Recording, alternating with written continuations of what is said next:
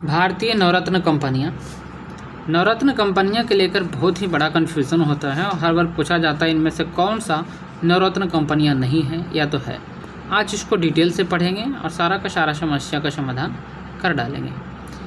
नवरत्न जो है वो नवरत्न कंपनियां कहते किसको हैं, तो नवरत्न कंपनियां होने के लिए कंपनी 1000 करोड़ रुपया तक के निवेश करता हो, सरकारी मंजूरी की आवश्यकता नहीं होती है उसको 1000 के निवेश करने के लिए, right.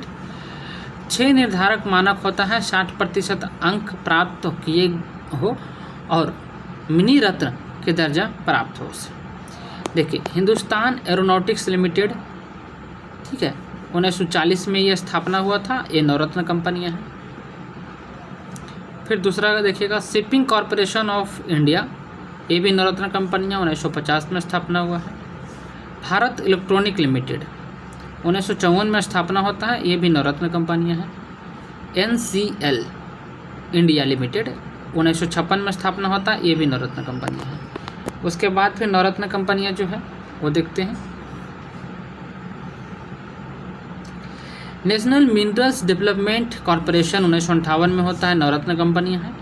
National building construction corporation 1960 नवरत्न है। ONGC विदेशी लिमिटेड है, 1965 में स्थापना हुआ और नवरत्न कंपनियां हैं। इंजीनियरिंग इंडिया लिमिटेड 1965 में, ये भी नवरत्न कंपनियां हैं। राइट लिमिटेड, ये भी नवरत्न कंपनियां हैं, जिसकी स्थापना 1974 ईस्वी में होता है, ठीक है। IRCON आइकॉन जो है इंडिया लिमिटेड 1957-56 में स्थापना होता है, ये भी नवरत्न है।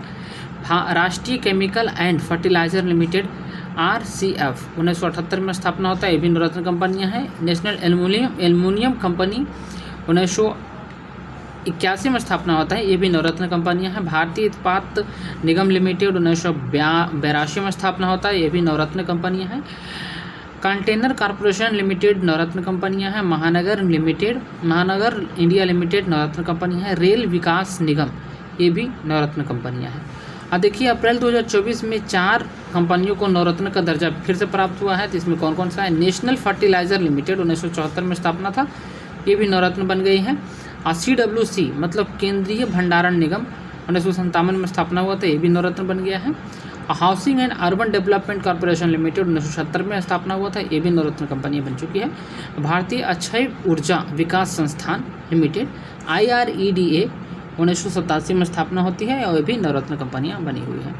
तो इस तरह से नवरत्न कंपनियों की संख्या कितना हुआ, तो कुल हो गया नवरत्न कंपनियों की संख्या हमारे पास 20 नवरत्न कंपनियां हैं, ठीक है।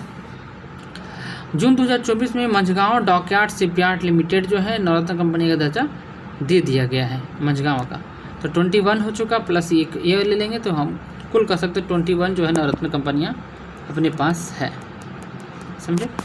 तो इसी तरह की वीडियो को देखने के लिए चैनल को लाइक शेयर सब्सक्राइब कर लीजिएगा। छोटे छोटे क्वेश्चन जो इंपॉर्टेंट होता है एग्जाम के लिए, बहुत ही महत्वपूर्ण है, तो चैनल से जुड़े रहिएगा दोस्तों। Thank you.